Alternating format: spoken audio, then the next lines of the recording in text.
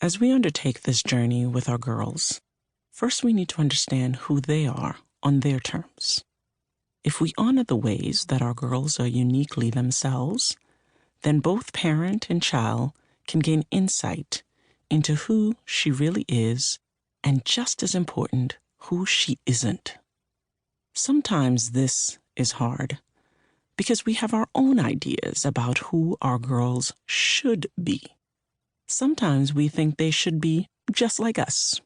Other times, we think they should be our opposites. Boy, I hope she doesn't turn out like me. But let's think of Gibran's point above. Raising your girl means honoring her on her terms. Despite the labor it took to bring your girl to the world, when she's outside of your womb, she no longer belongs to you. Her presence in the world means she is a sentient being with her own wants and inclinations. As individuals, children must cultivate and nurture that voice so that they feel capable of expressing opinions with confidence in all areas of their lives. In the early stages, caregivers must therefore attune to their girls' interest and point of view so they can help their girls grow and value who they are. Research shows that listening to children's wishes and opinions will shape their participation in the family and the world. More specifically, when kids feel they are heard, they're more likely to share their frustrations and joys with their parents. And they're more likely to be socially integrated at school and in their communities. By listening, you are demonstrating to children that they belong and are cared for. Taking the time to listen will help girls understand the important distinction between adults who look after them and those who actually care for them. Caring begins with listening. Listening to what your child wants and reconciling her desires with your own wishes is important for building a stable bond between you and for creating a fuller expression of her. However, listening and caring does not mean granting your girls every wish. Instead, it means as caregivers and parents, we must develop strategies for attending to her wishes, all while guiding her to make healthy choices.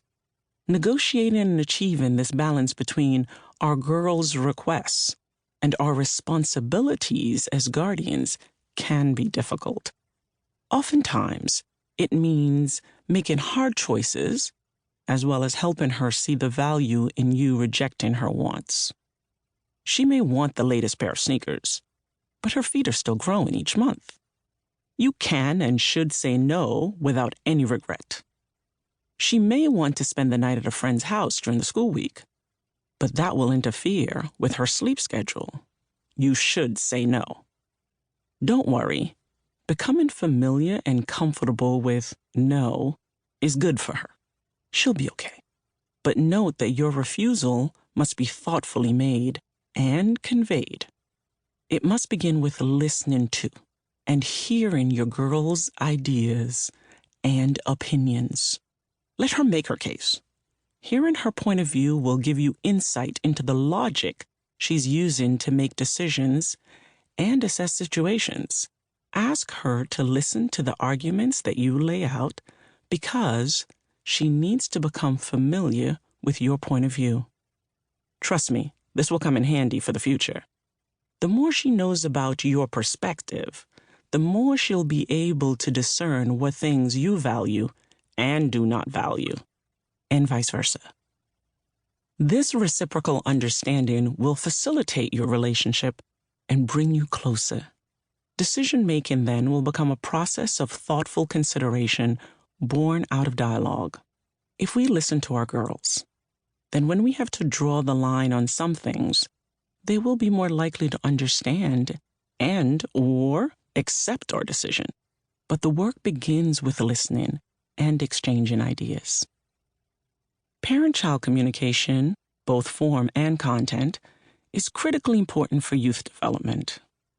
The way parents communicate with their children can impact the kid's emotional competency and self-esteem.